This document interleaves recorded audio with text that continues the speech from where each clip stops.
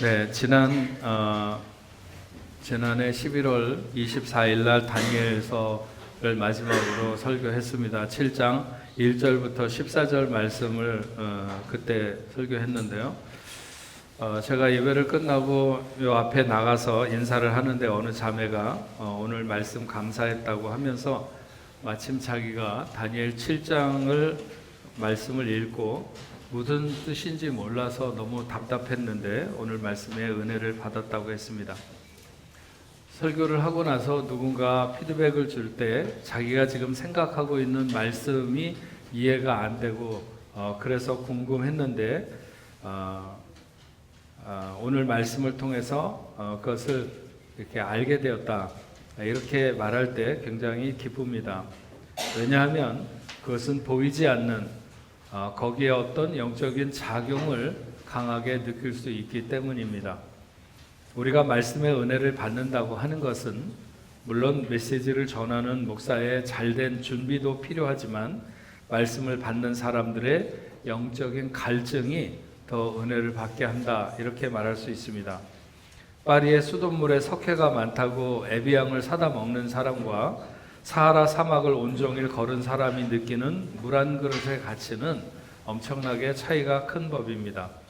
하나님의 말씀이 진리와 비진리를 왔다 갔다 하기 때문에 은혜를 우리가 받았다 못 받았다 하는 것이 아니고 어떤 환경, 어떤 갈망을 가지고 있는가 하는 것에서 많이 달라진다고 하는 것이죠.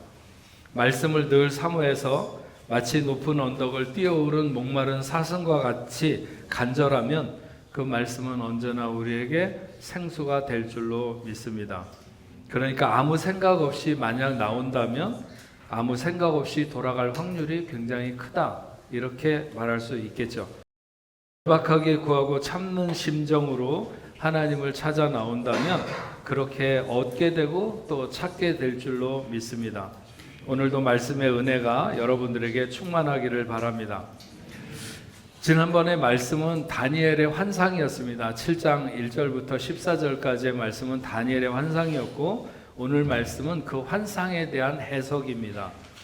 다니엘이 벨사살 원년에 꿈을 꾸듯이 환상을 보았는데 하늘에 네 바람이 큰 바다로 몰려불더니 큰 짐승 넷이 그 바다에서 나왔다고 하는 것입니다. 첫째는 사자 같은데 독수리 날개가 있고 그 날개가 뽑히고 그것이 사람처럼 두 발로 서게 되었다고 하는 것이고, 둘째는 곰 같은데 몸 한쪽을 들고 입에 무슨 갈빗대를 3개 물고 있었다.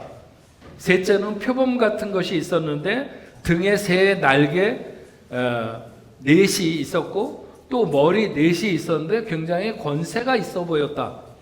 그 넷째는 매우 무섭고 놀라우며 강하고 쇠로 된 강한 이가 있어서 그 나머지를 발로 밟고 전에 다른 짐승들과는 다르게 10뿔이 있었다는 것입니다. 그런데 그 뿔을 유심히 보니까 다른 작은 뿔이 그 뿔들 사이에서 나서 첫 번째 뿔들 중에서 셋이 그 앞에 뿌리까지 뽑히게 되었는데 그 작은 뿔에는 사람의 눈 같은 눈들이 있고 또 입이 있어서 큰 말을 하더라. 그림이 그려지십니까? 네? 지금 그 다니엘이 봤다고 하는 것이 분명히 다니엘은 영상으로 이렇게 이미지로 봤을 텐데 여러분도 그려지세요? 첫 번째, 두 번째, 세 번째, 네 번째 짐승이 다니엘서가 상당히 어렵습니다. 네. 환상은 사실 그때 다니엘이 보았지만 아직까지도 끝나지 않은 세상의 끝날까지를 이렇게 연결하고 내다보고 한 것이기 때문에 이것이 그 당시에도 굉장히 어려웠을 것이고 그 당시에 주변에 있는 상황을 대입해서 생각을 했을 때도 있겠지만 그러나 1000년, 2000년, 3000년 뒤에 일어날 일까지 내다보는 것이기 때문에 그것이 쉽지 않습니다. 그런가 하면 계속해서 다니엘이 본 환상은 하늘 보좌 같은 곳에 계신 이가 있는데 천천과 만만의 천사들이 양편에 도열해서 심판자가 심판의 책을 펴놓고 있을 때 작은 뿔에서, 아까 작은 뿔에 입이 있다고 그랬는데 그 작은 뿔이 말하는 큰 소리가 나서 주목하여 보는 사이에 짐승이 죽임을 당하고 불에 태워졌다는 것입니다. 그리고 그 남은 짐승들은 그 권세를 빼앗기고 그 생명이 일정 기간 동안 죽지 않고 보존되어 정한 시간을 기다리게 되었다. 그가 또 보니 인자 같은 이가 하늘 구름을 타고 와서 항상 계신 그분에게로 인도되니 모든 사람들이 그에게 영광을 돌리며 섬기게 되었는데 영원한 권세이고 그 나라는 멸망하지 않을 것이라고 하는 것입니다. 이것이 다니엘서 7장에서 다니엘이 본 환상입니다. 그리고 오늘 우리가 15절부터 28절까지 읽었는데 이 말씀은 그 말씀에 대한 환상에 대한 해석이죠. 다니엘이 본 환상의 핵심은 두 가지인데 네 짐승, 네 짐승에 대한 해석과 넷째 짐승에 대한 해석입니다. 네 짐승 중에서도 네 번째에 대한 짐승에 대한 해석. 다니엘이 그 환상을 보고 무엇을 의미하는지 몰라서 번민했습니다. 이게 도대체 뭘까? 이런 걱정을 한 거죠. 그러면서 그 곁에 모셔 선 자들 중에 하나에게 그 모든 일의 진상을 물으니까 그 해석을 알려주었다는 거예요. 여기 그 곁에 모셔 선 자들이라고 하는 그 하나는 하늘 보좌 곁에 도열해 있던 천사들 중에 하나를 말한다고 봅니다. 그것이 계속되는 그의 환상 중에 물어봤다는, 천사에게 물어봤다는 것인지 아니면 다니엘이 깨어있는 중에도 그 천사와 영적인 교류가 있었다는 것인지는 분명하지 않지만 어쨌든 천사에게 물었다는 것이죠. 그랬더니 17절 말씀에 그 네 큰 짐승은 세상에 일어날 네 왕이라 이렇게 말을 합니다. 다니엘서 2장에 보면 느부갓네살 왕이 바벨론을 다스린 지 2년 되었을 때 꿈을 꾸게 됩니다. 큰 신상에 대한 꿈을 꾸게 되죠. 나중에 다니엘이 그 꿈을 밝혀서 알게 된 사실은 이 그 느부갓네살 왕이 꾼 꿈은 머리는 금으로 되어 있고 가슴과 팔은 은으로 되어 있고 배와 넓적다리는 노수로, 그리고 종아리의 발은 얼마는 쇠이고 얼마는 진으로 된 거대한 신상이었는데 다니엘의 해석에 의하면 순금으로 된 머리는 그 꿈을 꾼 느부갓네살 왕을 가리킨다는 거예요. 그리고 다른 것은 느부갓네살 왕 이후에 일어날 그보다 더 못한 왕들이라고 이 다니엘이 느부갓네살에게 그 꿈을 해석해 줍니다. 그러니까 여기 다니엘이 본 환상의 네 큰 짐승은 세상에 일어날 네 왕이라고 했을 때 그 나라들은 바벨론과 메데와 바사, 헬라와 그리고 로마를 가리킨다. 이것에 대해서 많은 성경학자들이나 신학자들이 그렇게 공통적으로 봅니다. 그 큰 네 짐승이 바다에서 나왔다고 했는데 그 바다는 세상을 가리키는 것이죠. 그러니까 세상에 그런 나라들과 그런 왕들이 일어날 것이라고 하는 것을 말하는 것입니다. 하지만 그런 네 짐승의 나라인 세상의 나라가 멸망한 후에 하나님의 나라가 세워지고 그것은 성도들이 영원히 그 영화를 누릴 수 있는 그 나라가 될 것이다. 이런 것입니다. 환상을 본 다니엘은 그것을 자기가 그 곁에 서 있던 천사들 그분에게 물어서 그렇게 얘기할 때 충분히 알아들었습니다. 왜냐하면 이미 느부갓네살 왕의 꿈을 알아맞히거나 해몽을 하면서 세상을 어떻게 하나님이 이끌어 가시려고 하는 것에 대해서 어느 정도 그 의중을 다니엘이 알고 있었기 때문입니다. 그런데 다니엘이 궁금한 것은 네 번째 짐승에 대한 진상을 알기 원했는데, 왜냐하면 오늘 우리가 읽은 본문 19절 20절에 이렇게 표현되어 있습니다. 이에 내가 넷째 짐승에 관해 알고자 하였으니 곧 그것은 모든 짐승과 달라서 심히 무섭더라. 그 이는 쇠요 그 발톱은 노시니 먹고 부러뜨리고 나머지는 발로 밟았으며 또 그것의 머리에는 10뿔이 있고 그 외에 또 다른 뿔이 나오매 3뿔이 그 앞에서 빠졌으며 그 뿔에는 눈도 있고 큰 말을 하는 입도 있고 그 모양이 그 동류보다 커 보이더라. 이렇게 기록합니다. 그러니까 다니엘이 앞에 말한 짐승들, 사자 같은데 뭐 독수리 날개 같은 것이 있다든지 곰 같은데 그 이에 새 갈빗대를 물고 있다든지 표범 같은데 등에 새 날개가 있다든지 이런 짐승들도 하나같이 평범하지는 않지만 심상치 않지만 네 번째 짐승은 뭐라고 말할 수 없는 굉장한 섬뜩함과 무서움을 주는 그런 동물이라는 거예요. 짐승이라는 거예요. 그리고 그 넷째 짐승이 먹고 부서뜨리고 나머지는 발로 밟는다고 하는 것으로 보면 그 힘이 강력해서 누구도 그에게 대항할 수 없는 그런 존재와 같다는 것이죠. 그런데 그 넷째 짐승은 넷째 나라를 가리킨다. 그럼 그 넷째 나라가 과연 어떤 나라인가? 성경학자들과 신학자들이 성경을 해석할 때 전통적으로 그 넷째 나라는 로마 제국을 가리킨다 이렇게 말합니다. 예수 그리스도가 탄생하시고 사역하시던 그 순간에 실제적 지배력을 행사하던 제국이 로마 제국이었고, 특히 로마 제국이 예루살렘을 멸망시킬 때 엄청나게 긴 시간 그 예루살렘을 고사시키기 위해서 작전을 써서 무너뜨린 것으로 전해집니다. 예루살렘 성은 해발 800m의 높이의 고지대에 위치해 있고, 거기에다가 또 성을 두텁게 쌓았을 때 그렇게 쉽게 점령할 수가 있지 않습니다. 한쪽으로는 유대 광야가 있기 때문에 그쪽을 향해서 쳐들어오기도 어렵고, 정말 안에서 문을 열고 밖으로 나오지 않는다면 쉽게 밖에서 안으로 들어올 수 없고, 그 어떤 작전도 하기가 굉장히 어려운 지형이라는 거죠.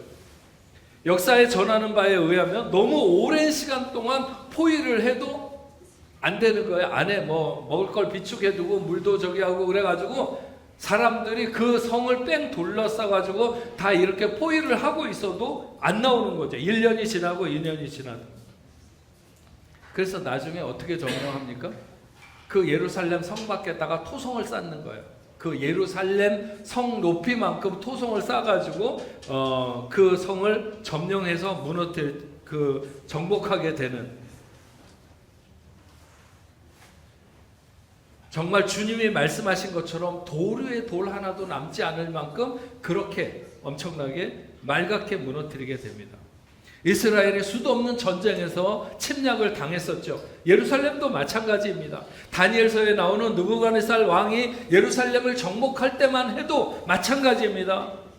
정말 그 나라에 뭔가 머리 좀 있고 똑똑하다는 사람은 다 포로로 끌어가고, 왕궁과 하나님의 성전에 있었던 모든 보물들을 다 빼앗겼어도 로마가 그렇게 초토화시킨 것처럼 사정없이 침략한 제국은 그동안 없었으며, 그때 나라를 잃어버린 이스라엘은 그 이후로 약 2000년이 지나가는 동안 나라가 없다가 1948년 5월 18일에 독립하게 되는 것을 알 수 있습니다. 근데 오늘 말씀을 보면 단순하게 넷째 짐승만이 아니라 여기에 열 뿔과 작은 뿔도 의미 있게 다루고 있죠. 어쨌든 이 넷째 짐승을 비롯한 열 뿔과 작은 뿔 등은 그것이 구체적으로 어떤 제국을 나타내든지 어떤 왕들을 나타내든지 그 세력이 상징하는 것은 마지막까지 성도들을 대적하는 적그리스도의 모형이든지 혹은 적그리스도로 이렇게 보는 것이 타당하다는 것입니다. 그리고 필연적으로 이들은 성도들과의 싸움이 있을 수밖에 없다는 것이죠.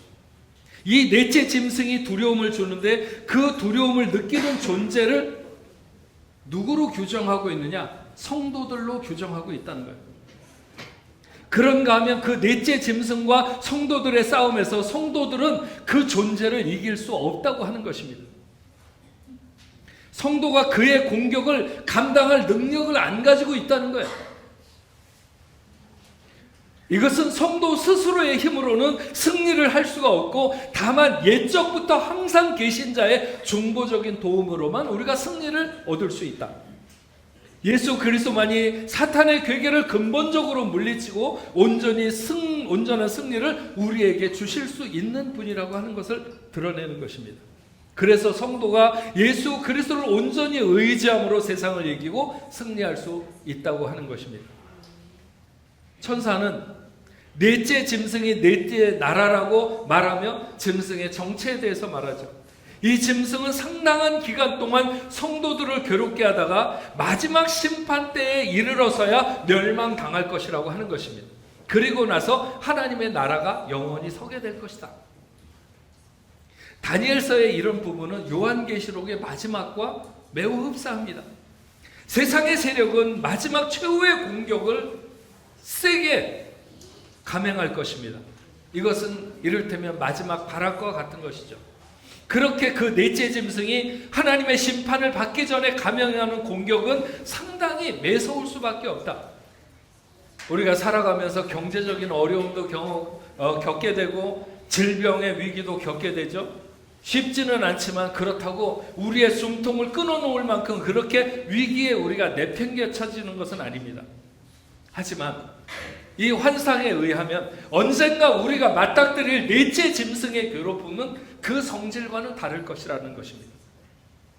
에베소서 6장 12절에 이렇게 말씀하십니다. 우리의 씨름은 혈과 육을 상대하는 것이 아니요 통치자들과 권세자들과 이 어둠의 세상 주관자들과 하늘에 있는 악한 영들을 대함이라.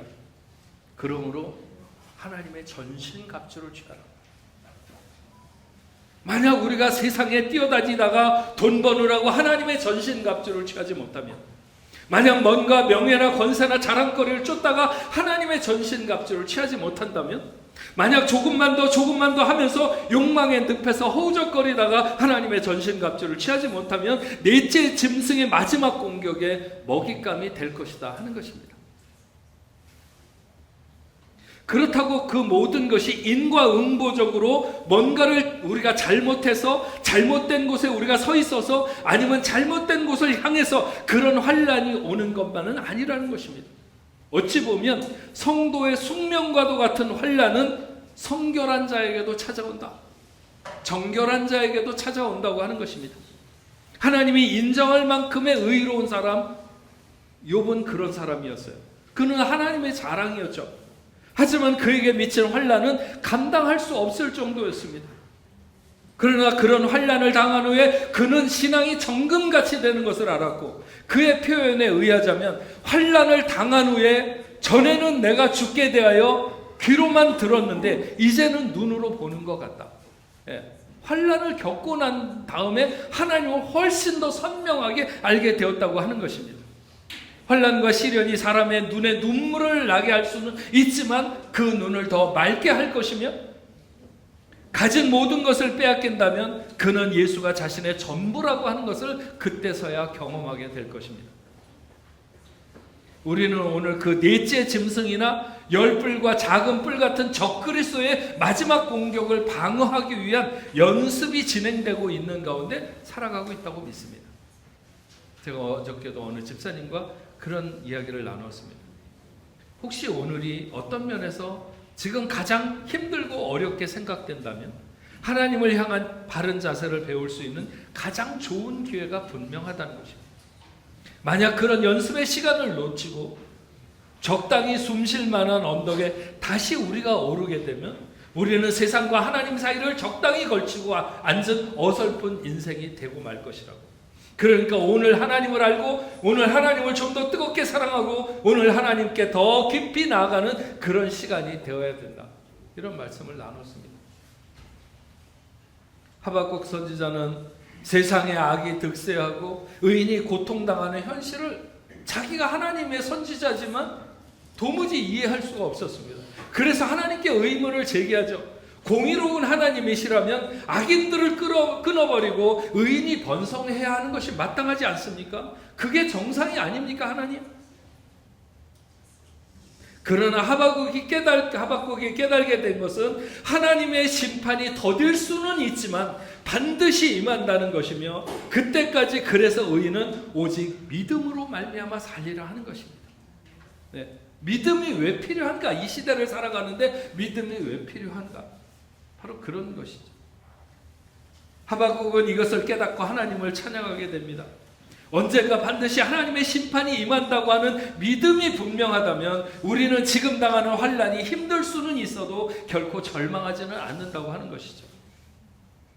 옛날 시골의 푸세식 화장실도 똥이 차야 갖다 버리는 것입니다. 똥이 차야 치우든지 하는 것이죠. 하나님이 손대실 수밖에 없는 악이 가득한 순간이 반드시 온다고 하는 것입니다. 다니엘이 본 환상의 결론은 그 최종적인 승리가 하나님의 자녀들에게 있을 것이라고 하는 것입니다. 하나님은 자기 자녀의 소원을 누구보다도 잘 아시죠. 하나님의 자녀가 세상에서 환난을 당하는 동안 세상이 조롱하고 마치 자기들이 승리한 것처럼 쾌절을 부르겠지만 그 모든 판을 뒤집어 엎으시며 넷째 짐승과 그 어우러진 세력에게 철퇴를 내리실 때 바로 그 날이 우리의 날이 될 것이고 바로 그 시간이 우리가 노래할 수 있는 날이 될 줄로 믿습니다. 초대교회는 핍박을 받을수록 왕성하게 번져나갔습니다. 그러니까 교회를 박해하는 입장에서 보면 이해를 할 수 없는 결과죠. 한 곳의 교회를 박해하면 흩어져서 10개를 교회를 세우는 것입니다. 이렇게 복음은 계속 박해 속에 전진하면서 온 세상을 덮었고 오늘 우리들에게까지 그 복음이 증거된 것입니다. 우리가 일본의 압제를 당할 때 한국의 수많은 사람들이 여러 가지 면에서 고통을 받았지만 특히 교회가 많은 고통을 받았습니다. 그런데 사실 알고 보면 우리는 그런 일본의 압제나 공산주의의 압제나 이런 것을 통해서 영적인 맷집을 키우게 된 것이라고 봅니다.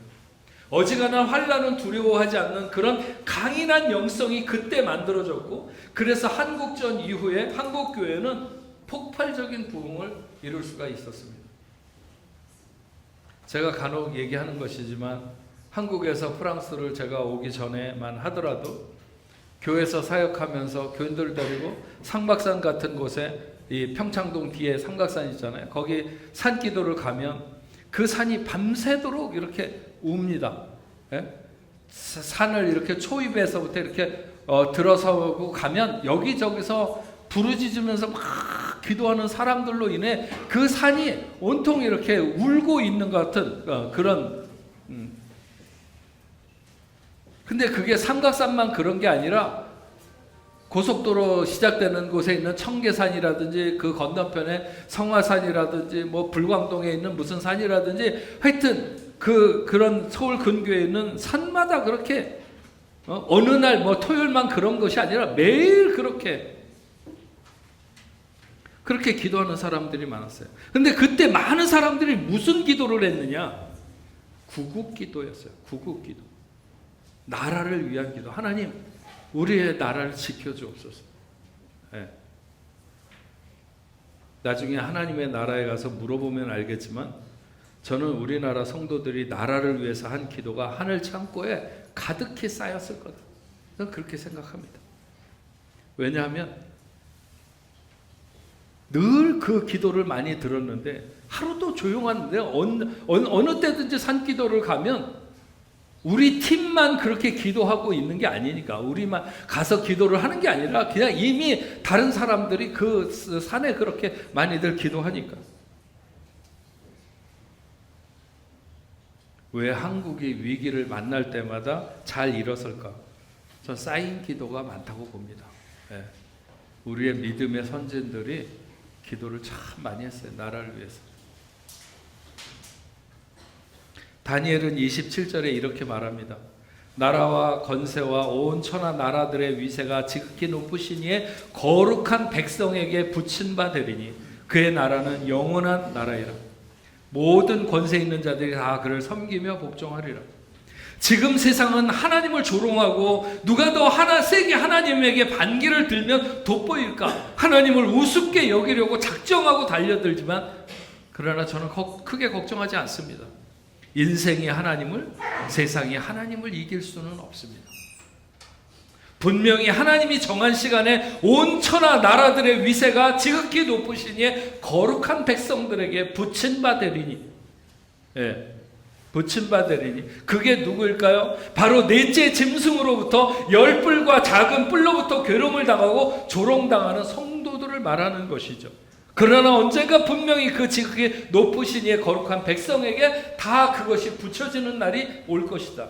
그리고 그의 나라는 영원할 것이다 하는 것입니다. 하늘과 땅의 모든 권세 있는 자들이 다 그 하나님 여호와를 섬기며 복종하는 날이 이를 것이다. 사랑하는 뽕네프 성도 여러분, 다니엘은 자는 듯이, 꿈을 꾸는 듯이 환상을 보았을 것입니다. 그러나 오늘 우리는 눈을 뜨고 세상을 보면서도 하나님의 환상을 볼 수 있는 줄로 믿습니다. 조금만 영적으로 깨끗한 시각을 갖추면 하나님이 어떻게 세상을 이끌어 가실지가 내다 보이게 되는 것이죠. 세상을 살아가는 우리의 삶이, 우리의 신앙이 결코 쉽지 않겠지만, 그러나 우리의 승리자 예수 그리스도가 우리와 함께 하신다면 우리의 승리는 확정적이라고 하는 것입니다. 온 세상이 다 하나님을 섬기며 복종하는 날이 올 것을 믿고 맑은 영적 시각을 통해서 다니엘이 보던 그 환상을 보는 저와 여러분들이 다 될 수 있기를 주의 이름으로 축원합니다. 우리 같이 찬양하겠습니다. 예수 열방의 소망.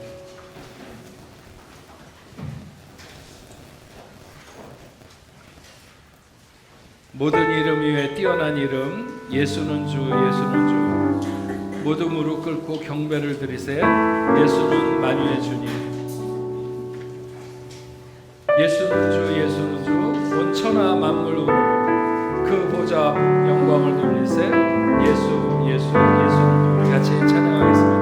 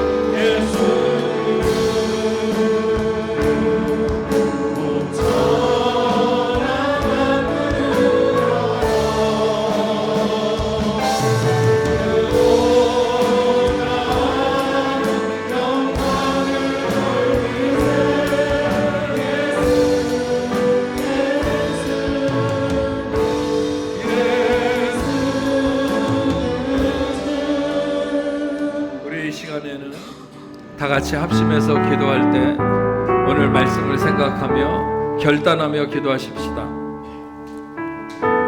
우리가 살아가는 세상에 이 짐승, 세상의 공격이 강력하겠지만 우리의 승리자 되시는 예수를 붙들고 나갈 수 있는 저와 여러분들이 되어야 합니다. 하나님, 이 시간 내가 그렇게 온전히 주님 안에서 주님 붙들고 나가는 그런 삶을 살겠습니다. 결단하며 기도하시고, 혹시 질병으로 인하여 여러분 아프신 분들 이 시간에 간절한 마음으로 믿음을 가지고 기도하실 때 하나님께서 치료하실 줄로 믿습니다. 이 시간 우리 다 같이 한 목소리로 다 같이 통성으로 기도하시겠습니다. 아버지 하나님 감사합니다. 오늘 아버지 하나님 당신의 사랑하는 귀한 자녀들 아버지 하나님 나와서 하나님의 말씀을 아버지 하나님 듣고 아버지 하나님 마음의 결정을 갖습니다.